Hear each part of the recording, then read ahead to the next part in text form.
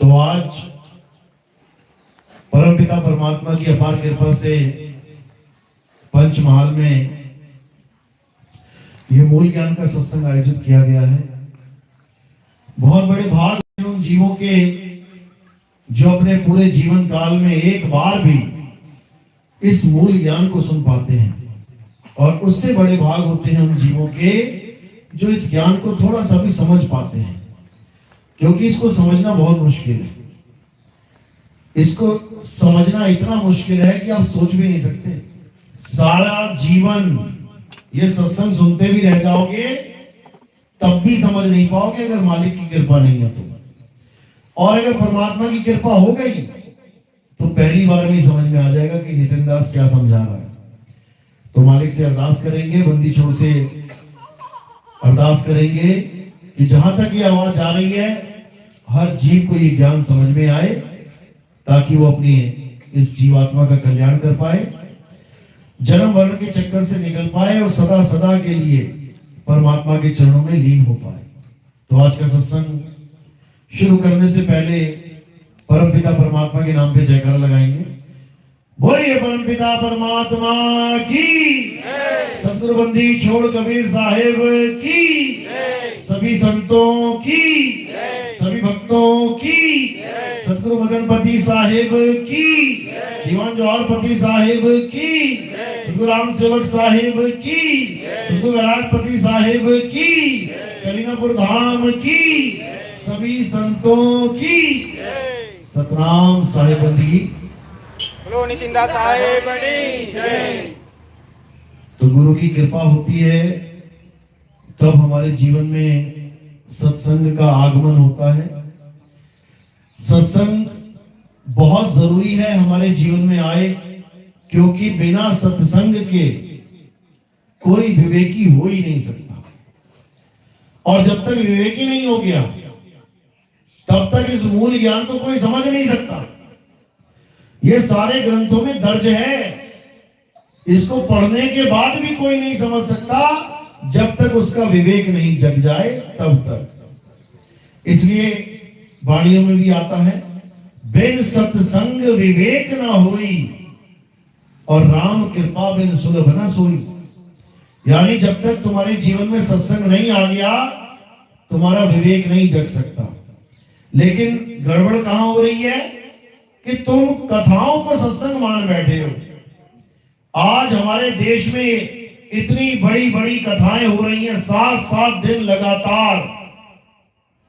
कोई राम जी की कथा सुना रहा है, कोई कृष्ण जी की कथा सुना रहा है, कोई शिव महापुराण की कथा सुना रहा है, कोई विष्णु महापुराण की कथा सुना रहा है, कोई देवी भागवत महापुराण की कथा सुना रहा है। कथा ही सुनाते जा रहे हैं, एक कथाओं में सारा सारा जीवन निकल जा रहा है।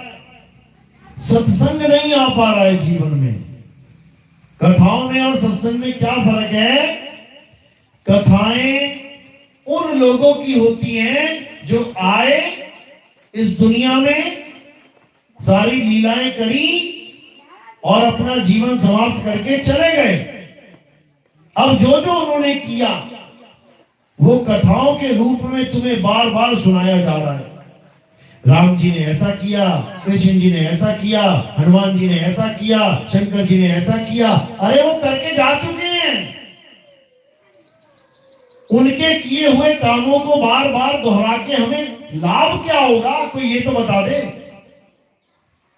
तुम्हारे बच्चे पढ़ लिख जाएंगे, तुम्हारे बच्चों को नौकरियां मिल जाएंगी, गरीबी दूर हो जाएगी, क्या होगा? मुक्ति तो बहुत दूर की बात है, दुनियावी लाभ भी नहीं मिल सकता कथाओं से।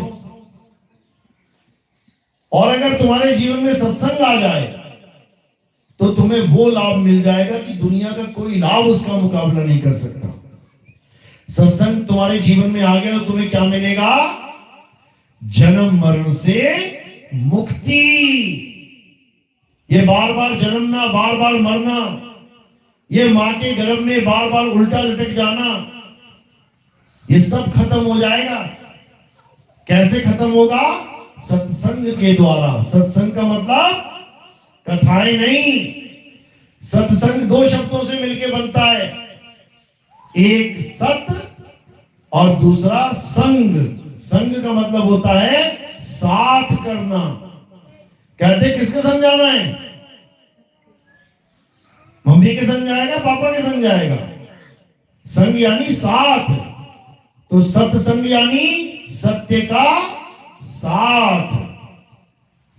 यानी जब तुम्हारे जीवन से अज्ञान दूर हो जाए, अज्ञान को तुम त्याग दो और सत्य का साथ दे दो, उसे सत्संग कहते हैं। और सत्संग तब तक नहीं हो सकता जब तक तुम्हारा विवेक नहीं जग गया।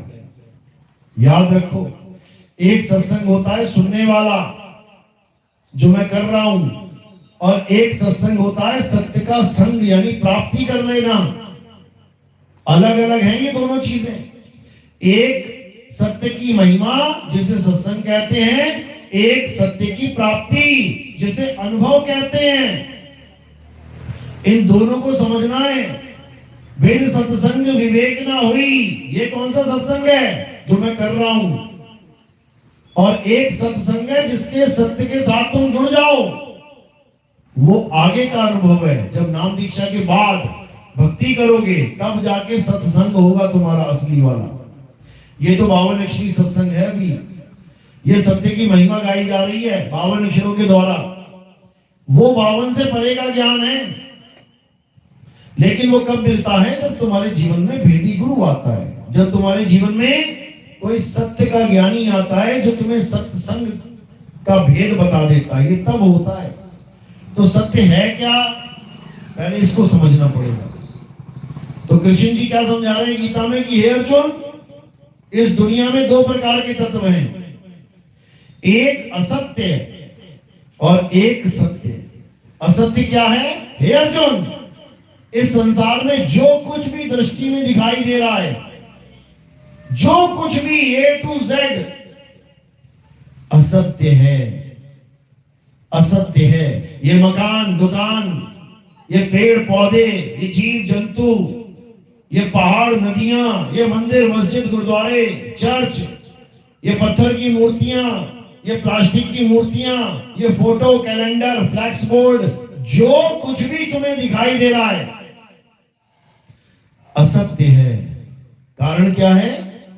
क्योंकि ये बनता और बिगड़ता है। ये पूरा संसार बनता और बिगड़ता है। जब पूरा संसार बनता और बिगड़ता है तो क्या मंदिर नहीं बनेगा, बिगड़ेगा? तो क्या मस्जिद नहीं बिगड़ेगी, भी बनेगी? तो क्या गुरुद्वारे, चर्च कभी नष्ट नहीं होंगे? जब पूरा संसार ही नाशवान है तो सारे पीपल के पेड़, सारी तुलसी के पेड़, सारे जितने भी तुम पूजा पाठ कर रहे हो सब नाशवान है। हे अर्जुन, जो नाश हो जाए, जिसका अस्तित्व ना रहे, वो पूजनीय नहीं है। तो किसकी पूजा करनी है? हे अर्जुन, ये आत्मा अजन्मा है, ये आत्मा शाश्वत है, ये आत्मा नित्य है, ये आत्मा पुरातन है, ये आत्मा ही सत्य सनातन है। इस आत्मा को जानना है। हे अर्जुन, अध्याय 3 17वां श्लोक, जो अपनी आत्मा में रमण करते हैं, जो अपनी आत्मा में तृप्त हैं, जो अपनी आत्मा में संतुष्ट हैं, उनके लिए कोई धार्मिक कर्म कर्तव्य लागू ही नहीं होता। उनको किसी मंदिर, मस्जिद, गुरुद्वारे, चर्च में जाने की जरूरत नहीं, उनको कोई पूजा पाठ, हवन यज्ञ करने की जरूरत नहीं, उनको किसी देवी देवता को मनाने की जरूरत नहीं, कुछ नहीं करना है, कुछ भी। बिल्कुल कोरे कागज बन जाओ, कुछ नहीं लिखा उसके ऊपर। अब एक ही नाम लिखना है उसके ऊपर। उस कागज पे क्या लिख देना है? आत्मा। बस ये जो आत्मा है यही सत्य है, इसके अलावा जो कुछ भी है झूठ है। इसीलिए कृष्ण जी ने आत्मा की महिमा गाई है। हे अर्जुन, नैनम छिंदन्ति शस्त्राणि, नैनम दहति पावका, न चैनम क्रोधंतापे, न शोषति मारता। इस आत्मा को ना तो कोई शस्त्र काट सकता है, ना अग्नि जला सकती है, ना वायु सुखा सकती है, ना जल भिगो सकता है। इस आत्मा का कोई कुछ नहीं बिगाड़ सकता, कुछ भी नहीं। ये आत्मा अजन्मा है, इसे कोई पैदा नहीं कर सकता, और जो पैदा ही नहीं हुआ उसे मारेगा कौन? जो सदा सदा से है उसे कौन पैदा करे और कौन मारे? यानी वो निर्भव है, निर्वैर है, वो किसी को मारता भी नहीं है। अकाल मूर्त है, उसका कभी काल आ ही नहीं सकता, सारी दुनिया को काल खा जाएगा। आत्मा का बाल बांका नहीं कर सकता ये काल। लेकिन इस आत्मा का ज्ञान तभी प्राप्त होता है जब हमारे जीवन में आत्मज्ञानी गुरु आता है। आत्मज्ञानी गुरु को ही गीता में तत्वदर्शी संत बोला गया है। गीता में इन मंत्र जपने वालों की महिमा नहीं गाई है कि हे अर्जुन उसके पास चला जा जो राधे राधे जपवा रहा है, बिल्कुल नहीं। कि हे अर्जुन उसके पास चला जा जो हरे कृष्णा करवा रहा है, बिल्कुल नहीं। कि उसके पास चला जा जो ओम नमः शिवाय जप रहा है, बिल्कुल भी नहीं। किसके पास जाना है? अध्याय 4 34वां श्लोक। हे अर्जुन, अगर तुम सत्य को जानना चाहते हो, अगर तुम सत्य को प्राप्त करना चाहते हो, तो तुम ऐसे तत्वदर्शी संत की शरण में जाओ जिसने उस परम तत्व को जान लिया है, जिसने अपनी आत्मा के स्वरूप को जान लिया है। वही तुम्हें तुम्हारी आत्मा का ज्ञान दे सकता है, अन्यथा जितने भी ये बाबा लोग बैठे हैं ये मंत्र जपवा के घर भेज देंगे वापस, और तुम तोते की तरह राधे राधे राधे राधे जपते जपते जपते काल के मुंह में चले जाओगे, बर्बाद हो जाओगे। इसलिए क्या करना है? अब कोई नाम नहीं जपना है, ना मैं जप में, ना मैं तप में, ना एकांत निवास में। अरे मोको कहां ढूंढे रे बंदे, मैं तो तेरे पास में, मैं तेरे पास में हूं। और जो वस्तु पास पड़ी होती है उसको जपा नहीं जाता, उसको प्रयोग में लाया जाता है। तुम्हारे पास मोबाइल है, सीधे मोबाइल उठाओ। मोबाइल क्या जपना है? तुम्हारे पास पानी है, सीधे पानी उठा के पियो। पानी क्या जपना है? जब वस्तु पास है तो नाम जाप की जरूरत नहीं, बल्कि वस्तु का भेद बताने वाले की जरूरत होती है, क्योंकि वो वस्तु दिखाई नहीं देती, अदृश्य है, गैब है। इसलिए उस वस्तु का भेदी गुरु जब आपके जीवन में आएगा तब तुम्हें समझ में आएगा कि वो वस्तु है क्या। उस वस्तु का नाम आत्मा है। ये जो तुम्हारा शरीर चल रहा है, फिर रहा है, खा रहा है, पी रहा है, बोल रहा है, डोल रहा है, नाच रहा है, गा रहा है, किसकी वजह से? आत्मा की वजह से। तुम मंदिर जा रहे हो, तुम मस्जिद जा रहे हो, गुरुद्वारे जा रहे हो, चर्च जा रहे हो, किसकी वजह से? आत्मा की वजह से। तुम खाना खा रहे हो, तुम गाड़ी चला रहे हो, किसकी वजह से? आत्मा की वजह से। तुम जयकारे लगा रहे हो, जय श्री राम, अल्लाहू अकबर, जो बोले सो निहाल, सत श्री अकाल, हालेलुया, किसकी वजह से? आत्मा की वजह से।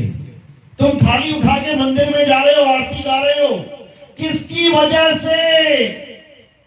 आत्मा की वजह से। सारे काम करने की वजह आत्मा ही है, और तुम उसी आत्मा को नहीं जानते।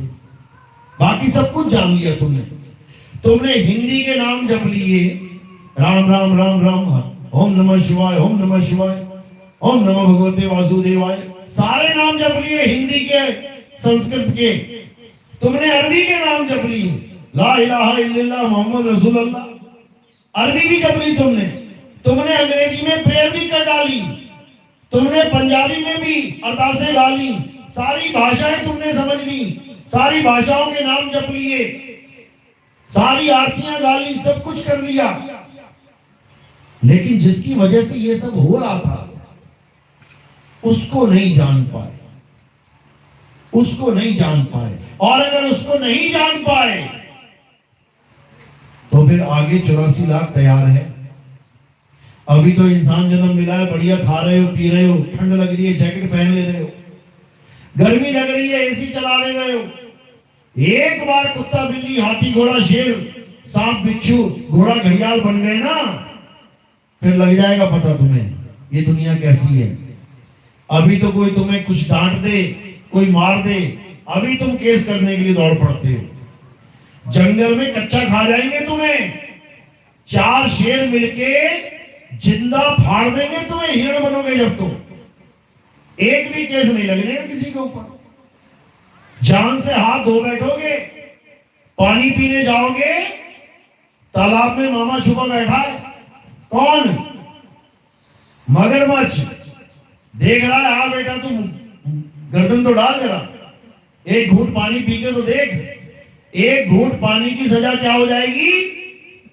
मृत्यु, मौत, घसीट के ले जाएगा पानी में। एक घूंट पानी की कीमत मौत।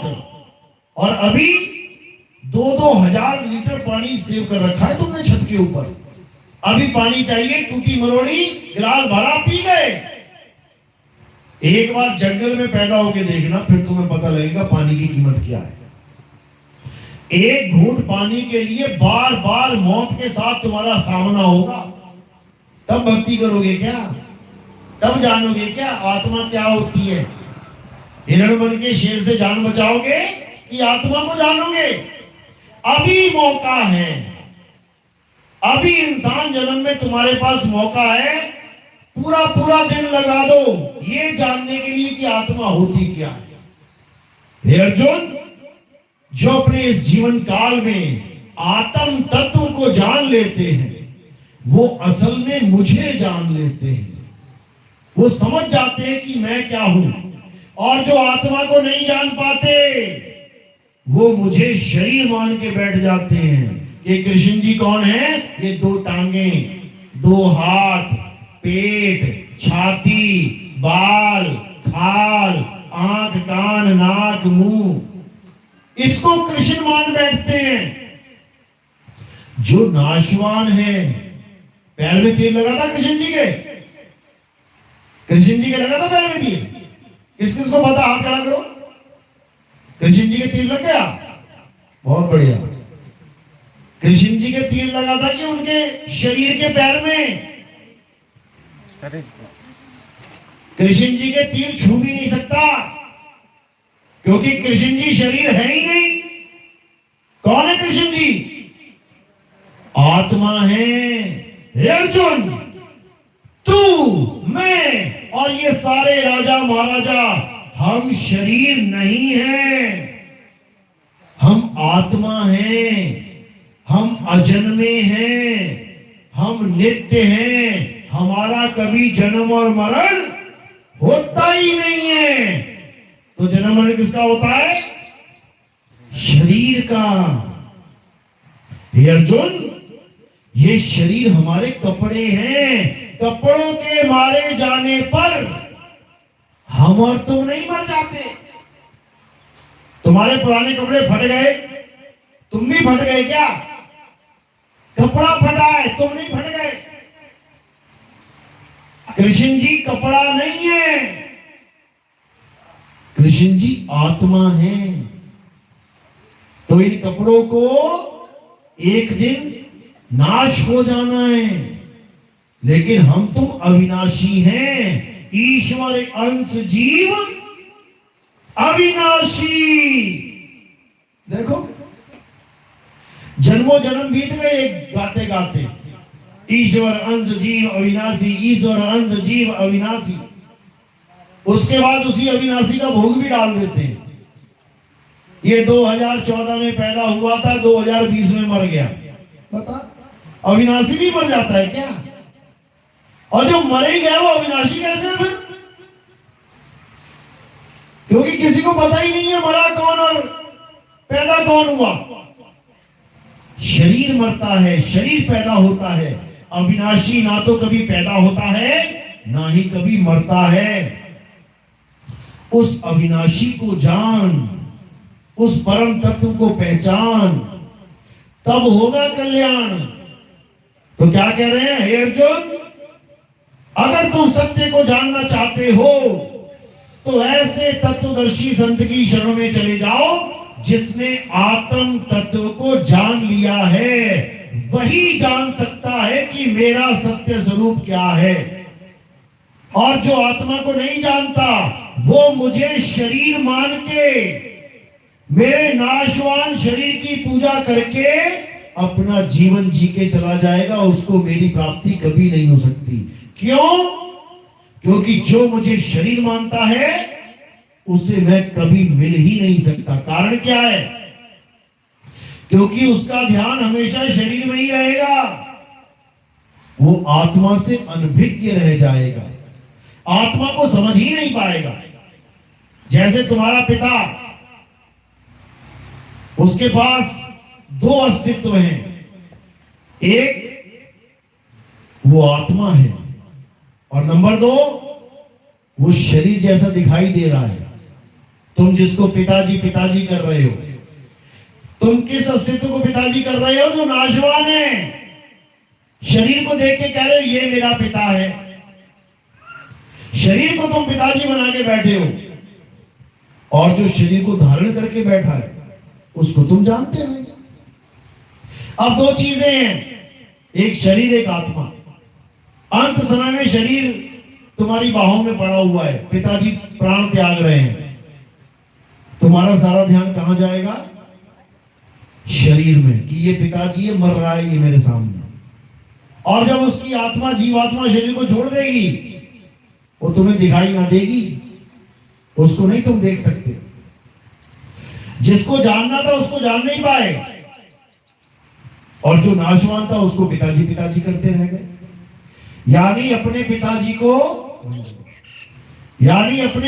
को तुम कभी समझ ही नहीं पाए कि पिताजी थे कौन। तुम शरीर को पिताजी मान बैठे, और पिताजी शरीर छोड़ के चले गए। कैसे? जैसे ये मैंने माला पकड़ी है, ये अभी पकड़ी है ना, अभी छोड़ूंगा इसको, देखना कौन जाएगा। ये देख, कौन गिरा? माला गिर गई, क्योंकि मैंने पकड़ी हुई थी। माला का नाश हो गया, माला गिर पड़ी, मैं वही का वही हूं। इसी प्रकार जब पिताजी शरीर छोड़ेंगे तो शरीर गिरेगा जमीन पे। चलते चलते आजकल तुम देख रहे हो हार्ट अटैक आ रहे हैं, चलता चलता आदमी गिर जाता है। शरीर गिर गया, शरीर का नाश हो गया, लेकिन उसकी आत्मा अविनाशी है, और वो आत्मा ही है। तो उसी आत्म ज्ञान को प्राप्त करने के लिए हमें ऐसे गुरु की जरूरत पड़ती है जो इस काया माया से हमें परे कर दे, इन अक्षरों से हमें परे कर दे, इन नामों से हमें परे कर दे। यानी असली ज्ञान क्या है? आत्म ज्ञान ही असली ज्ञान है। और नकली ज्ञान क्या है? ये जंतर मंतर तंत्र, ये पूजा पाठ हवन यज्ञ, ये जितना भी 52 अक्षरी का खेल है, ये सारा मंत्र जंतर, ये सारे नाम, ये सब इंसानों के द्वारा बनाए गए हैं। हिंदी के नाम, पंजाबी के नाम, उर्दू के नाम, फारसी के नाम, Chinese, Spanish, Dutch, French, German, Italian, कितनी भाषाएं हैं। इंसानों ने भाषाएं बना बना के अक्षर बना बना के उसी के नाम बना लिए भगवानों के, उसी को जपता चला जा रहा है। अरे पानी पीना है तो पानी तत्व को जानना पड़ेगा। पानी पानी जपने से प्यास नहीं मिटेगी। इसी प्रकार राम को जानना है, राम को पाना है तो पहले जानना पड़ेगा राम होता क्या है। जो त्रेता युग में चले गए उसको आज कैसे प्राप्त कर पाओगे? पत्थर की मूर्ति पूज के सोच रहे हो कि मैंने राम जी की पूजा कर ली। क्या राम जी पत्थर के थे? कभी नहीं थे। चलते थे, फिरते थे, खाते थे, पीते थे, गाते थे। और ये वाले राम जो हमें पुजवा दिए वो खावे ना, पीवे ना, चले ना, बोले ना, डोले। ये कैसा राम है भाई? समझना पड़ेगा। एक वो राम थे जिन्होंने पत्थर को पैर लगा के अहिल्या को, यानी जो पत्थर बनी पड़ी थी, इंसान बना दिया। भगवान वो है जो पत्थर को इंसान बना दे, और इंसान वो है जो भगवान को पत्थर बना दे। देख लो, हर गांव में मिल जाएंगे तुम्हें, हर मंदिर में पत्थर के भगवान। पत्थर के भगवान की पूजा करोगे तो पत्थर का ही भगवान मिलेगा, और आत्मा रूपी भगवान की पूजा करोगे तो परमात्मा मिलेगा। इसीलिए बार बार कृष्ण जी गीता में यही समझा रहे हैं कि इन मंत्रों जंत्रों को छोड़ के अपनी आत्मा को जानना है। हे अर्जुन, जो अपनी आत्मा में रमण करते हैं, जो अपनी आत्मा में तृप्त हैं, जो अपनी आत्मा में संतुष्ट हैं, उनके लिए कोई धार्मिक कर्म कर्तव्य लागू ही नहीं होता। यही कबीर साहब समझा रहे हैं।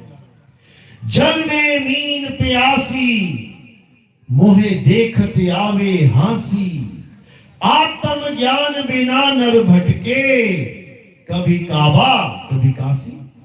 यानी तुम्हें आत्मा का ज्ञान जब तक नहीं मिला तब तक तुम भटकते ही रहोगे।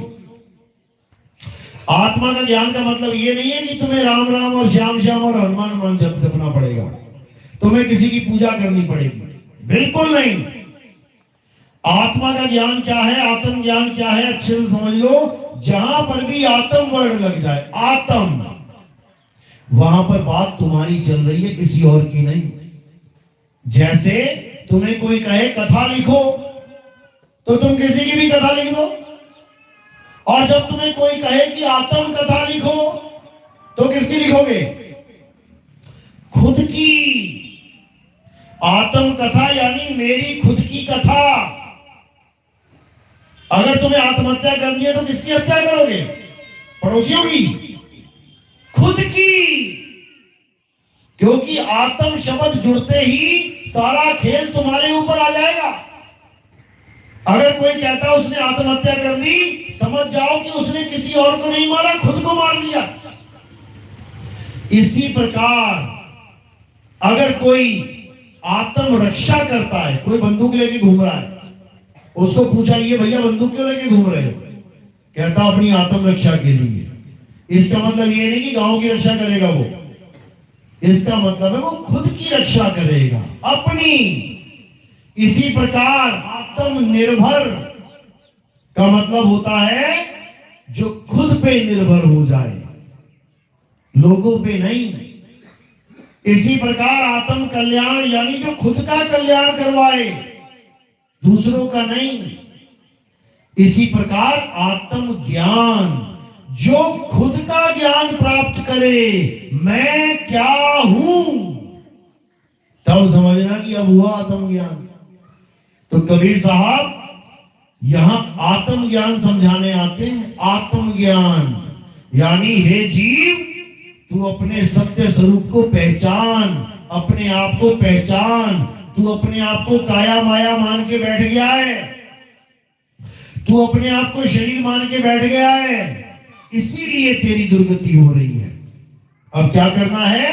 अब अपने आप को शरीर नहीं मानना है। तुम शरीर नहीं हो, शरीर तो तुमने धारण किया हुआ है। जैसे करंट ने पंखे को चलाया तो करंट पंखा नहीं हो गया। पंखा नाशवान है, पंखा करंट के द्वारा चलेगा, लेकिन करंट अविनाशी है, वो मरता नहीं है। समझो। इसी प्रकार जो आत्मा है अविनाशी है, मरती नहीं है। तो काया से परे अपनी आत्मा को जानना ही अध्यात्म कहलाता है। हम लोग कहते हैं हमारे आध्यात्मिक गुरु। अध्यात्म का मतलब भी नहीं पता लोगों को। मंत्र जपने वाले को आध्यात्मिक बना के बैठे हुए हैं। मंत्र जपने वाले को आध्यात्मिक गुरु कहते हैं। अध्यात्म का मतलब होता है अध्याय प्लस आत्म। आत्म यानी अपनी आत्मा का, अध्याय यानी अध्ययन करो। अध्याय का अध्ययन किया जाता है। अपनी आत्मा का अध्ययन करो, अपने आप को जानो, अपने आप को पहचानो। जब अपनी आत्मा को जान लोगे तो आत्मा ही हो जाओगे। उसके बाद ये जन्म मरण का खेल खत्म हो जाएगा। शरीर को त्याग देना है, अपनी आत्मा में स्थित हो जाना है। किसी स्वर्ग और नरक में जाने की आस नहीं लगानी, किसी सतलोक, अलखलोक, अगम लोक, अनामी लोक, किसी भी लोक की आस नहीं लगानी। केवल अपनी आत्मा में रमण करने की बात करनी है, इसके अलावा कुछ नहीं।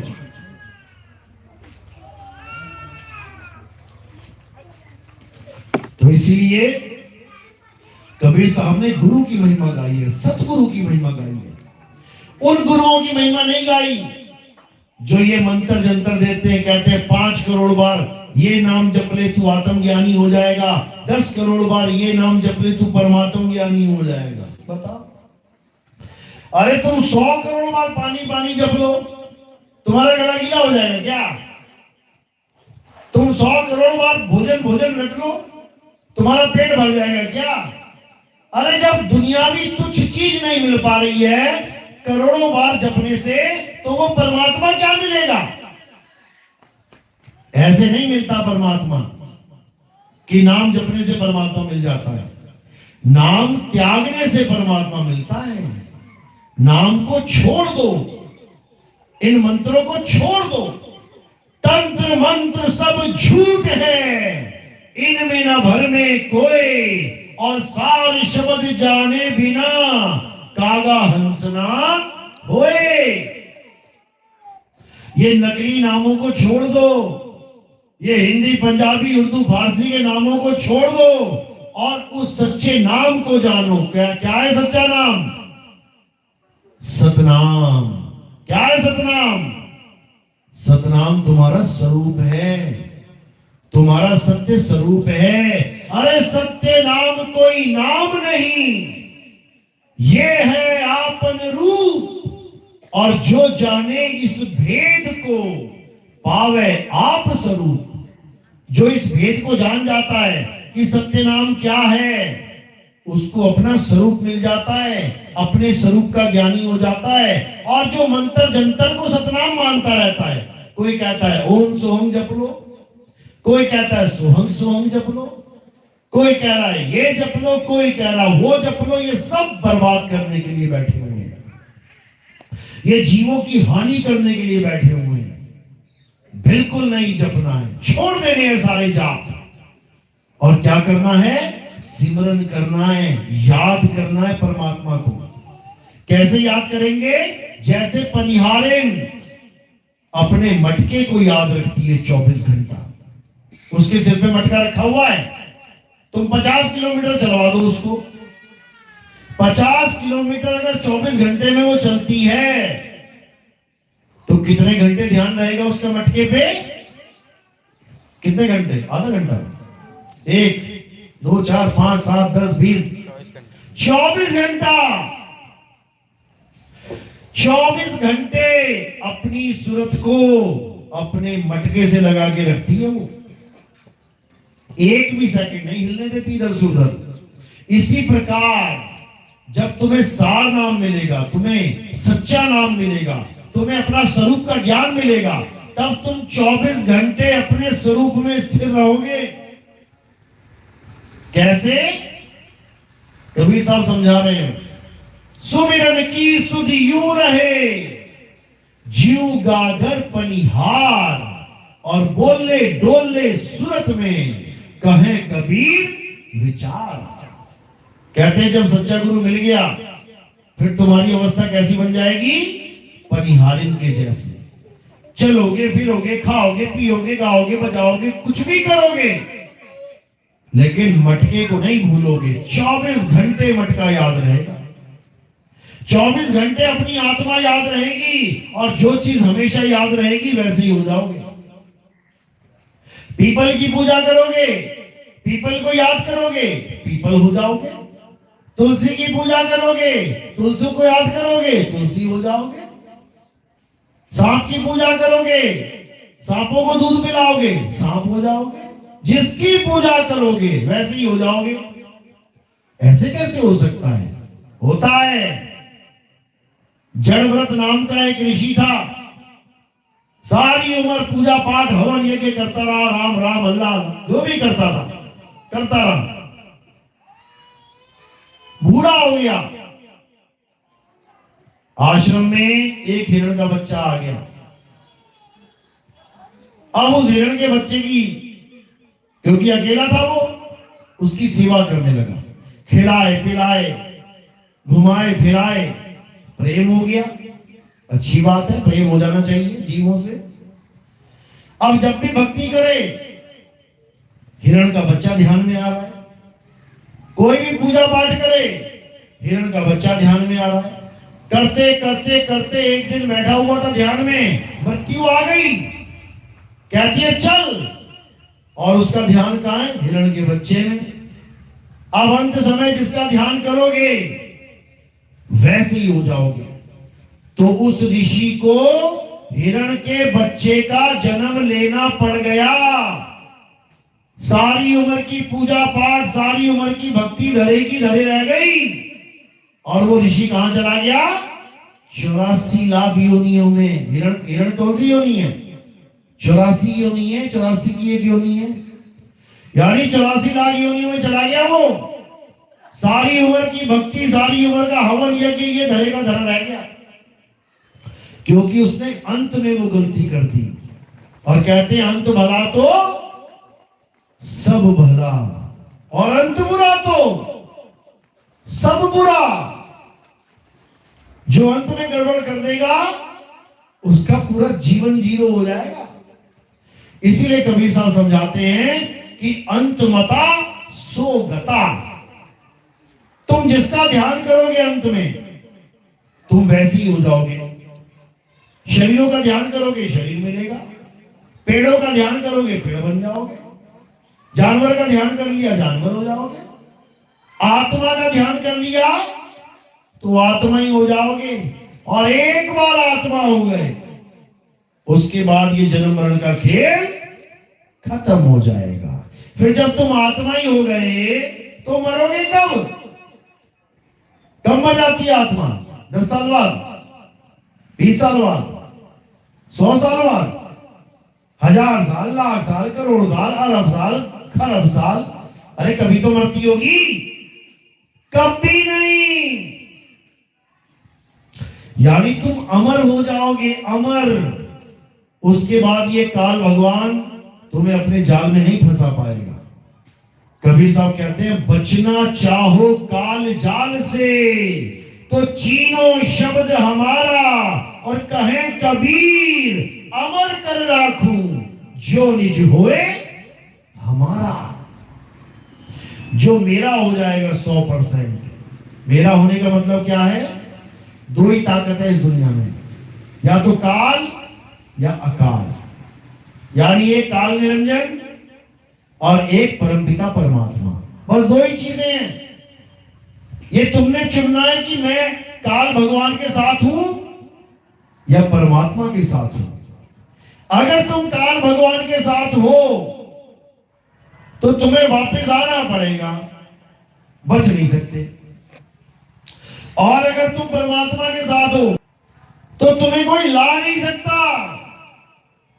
लेकिन तुम्हें चुनना पड़ेगा एक को, या तो रक्षक या भक्षक। भक्षक का मतलब है भक्षण करने वाला, जो तुम्हें खाएगा अंत में। तुम्हारी मृत्यु क्यों होती है पता है? लोग कहते हैं यार कैसी दुनिया है, दुनिया में भेज भी दिया हमें और उसके बाद मार भी देते हैं, और गाते भी हो मारने वाला है भगवान, गा रहे हो ना? तो बचाने वाला कौन है फिर? बचाने वाला है भगवान। बताओ, मारने वाला भी भगवान, बचाने वाले भी भगवान, तो किससे अरदास करोगे बचाओ बचाओ? अरे मारने वाला छोटा होता है, बचाने वाला बड़ा होता है। तुम्हें यही नहीं पता तो बचोगे क्या? खाक। बकरा कसाई से अरदास करने लग जाए मुझे बचा लो मुझे बचा लो, बच जाएगा क्या? बकरे को काटने वाला कोई और है, बकरे को बचाने वाला कोई और है। जो तुम्हें मारेगा वो भक्षक है और जो तुम्हें बचाएगा वो रक्षक है।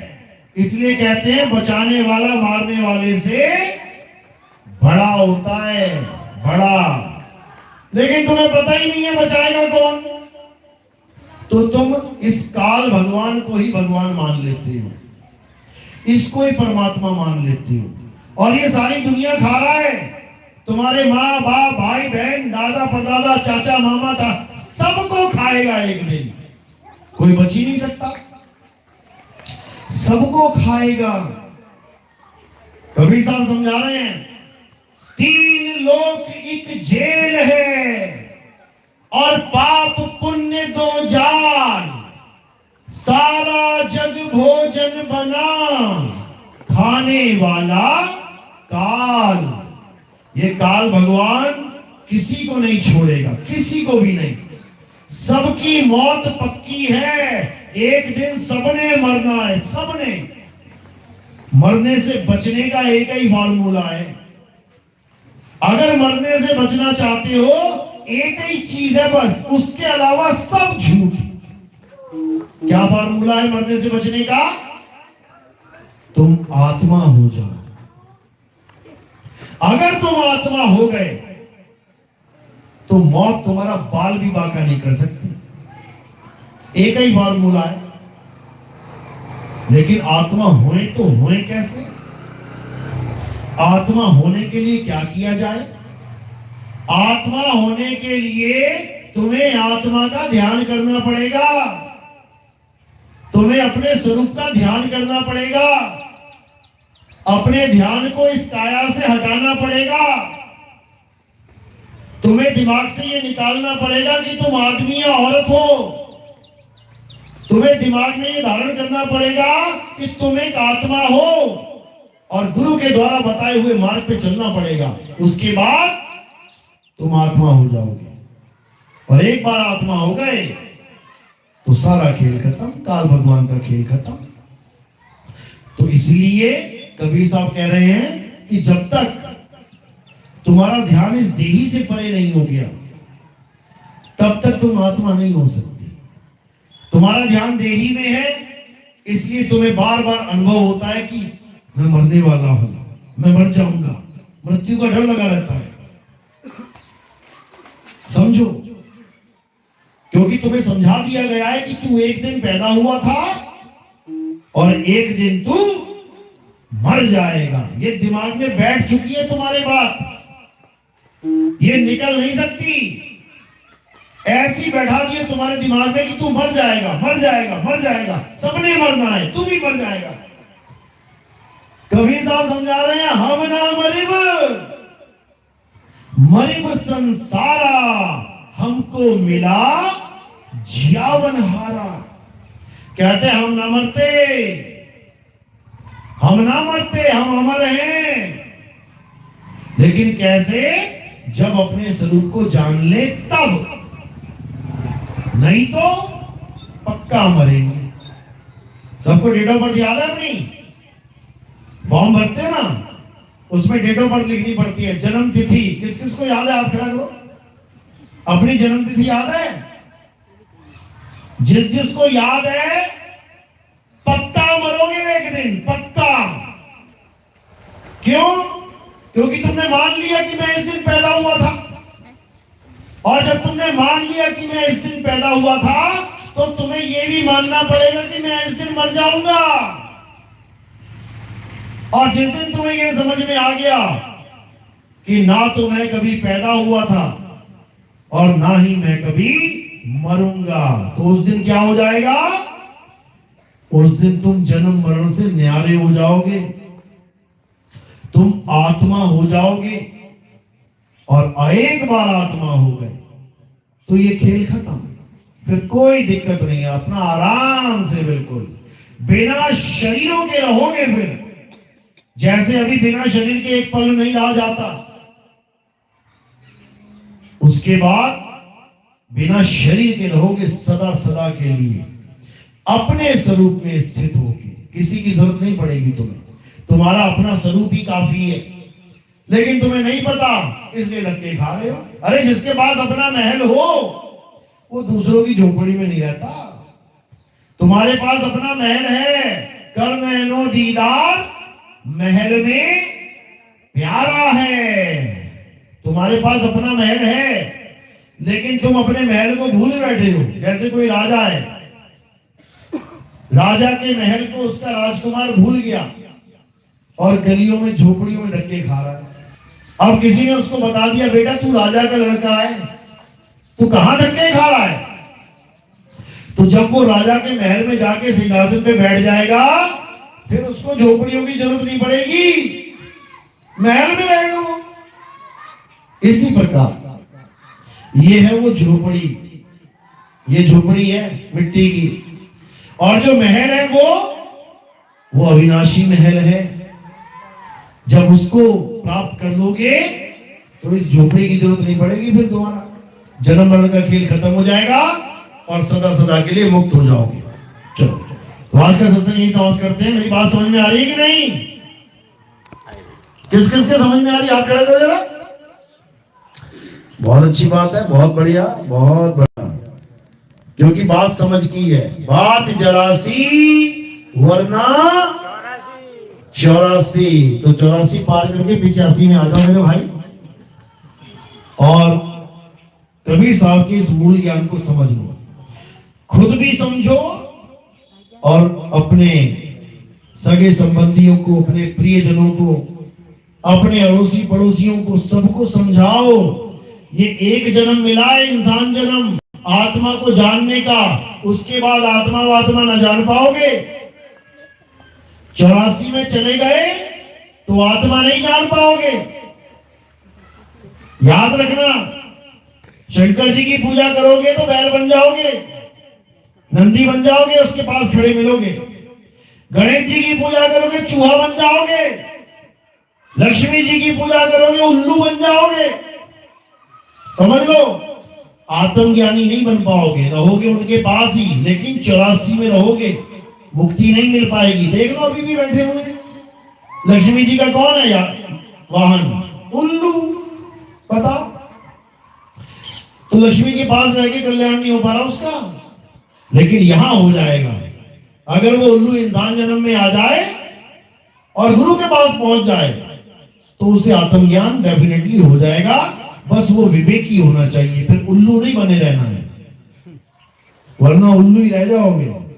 चलो, तो आज का सत्संग यही समाप्त करते हैं। अब आरती होगी। आरती कैसे करते हैं हमारे यहाँ? हमारे यहाँ किसी पत्थर की पूजा की आरती नहीं होती है, किसी पत्थर की पूजा नहीं होती है, किसी फ्लैक्स, कैलेंडर बोर्ड, किसी तस्वीर की आरती नहीं होती है। हमारे यहाँ आरती किसकी होती है? आत्मा की आरती होती है, आत्मदेव की आरती होती है। कैसे करते हैं? थोड़े से फूल उठाने हैं और मेरे सिर के ऊपर रख देने हैं। सिर के ऊपर क्यों रखे जाते हैं? क्योंकि पैर के अंगूठे से लेके सिर की चोटी तक ये क्या दिखाई दे रहा है? नाशवान शरीर। तो हमने फूल कहां चढ़ाए? नाशवान शरीर से परे। तो जब नाशवान शरीर से परे फूल चढ़ा दिए जाते हैं तो किसको समर्पित हो जाते हैं? आत्मदेव को, क्योंकि काया से परे है वो आत्मा। तो उस आत्मदेव की पूजा करेंगे, उसकी आरती करेंगे। और कोई प्रचार प्रसार में योगदान करना चाहेगा, सेवा करना चाहेगा, तो वो चरणों में रखनी है। कोई बंधन नहीं है, जिसकी जैसी मौज है। क्योंकि आपको पता है कि हमारा प्रोग्राम टीवी चैनल में भी आता है। ईश्वर टीवी आप सुबह सुबह देखेंगे, 6 बजे 5 बजे खोल के देख लेना। ईश्वर टीवी और साधना चैनल, इन दोनों चैनल पे हमारे प्रोग्राम आते हैं। थोड़ी थोड़ी देर बाद आपको मैं दिखाई देता रहूंगा, बाकी लोग भी दिखाई देंगे, बाकी गुरु भी दिखाई देंगे। वो कहेंगे नाम जपो, नाम जपो, नाम जपो। और जब मैं दिखाई दूंगा तो क्या कहूंगा? नाम छोड़ो, नाम छोड़ो, नाम छोड़ो। बस इस छुड़वाने के लिए हमें कितना ही पैसा देना पड़ता है उनको। तो वो पैसा कहां से आता है भाई? वो आप लोग का दान है, आप लोग का चंदा है। जनता का पैसा जनता के लिए लगाना हमारा धर्म है। हमने कोई आश्रम नहीं बनाया, ना ही हमें उसकी जरूरत है। लोग संगत का पैसा, गुरु लोग लाखों करोड़ों रुपए लगा लगा के, बड़े बड़े मार्बल लगा लगा के राजा बन के रहते हैं। हमारा वो काम नहीं है। हमारा एक ही सिद्धांत है, मन लागो मेरो यार फकीरी में, और जो सुख मिलता राम भजन में सो सुख नहीं अमीरी में। तो भैया काहे की अमीरी दिखानी है? फिर भजन तो ये सभी गा रहे हैं, लेकिन 100-100 करोड़ के मंदिर बना रखे हैं उन लोगों ने, फकीरों ने। 100-100 करोड़ का फकीर है इंडिया में। चलो ठीक है भाई, आरती कर दो, निकलना है आगे। बोलिए परमपिता परमात्मा की सतनाम सतनाम। जिंदा साहेब की